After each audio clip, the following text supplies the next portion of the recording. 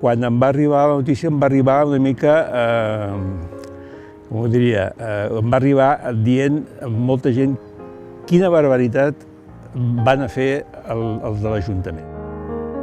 El record especial que tinc és de la primera vegada que vaig actuar, que va ser amb el Busco el senyor Ferran, fa molts anys.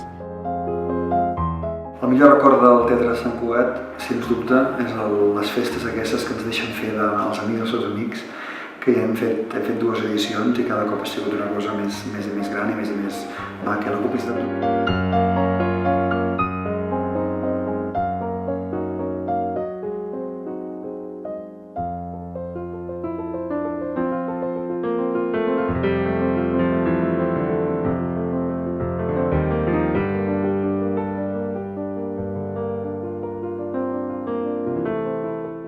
El teatre el que ha de seguir fent és posant a disposició de tothom un bon projecte de temporada.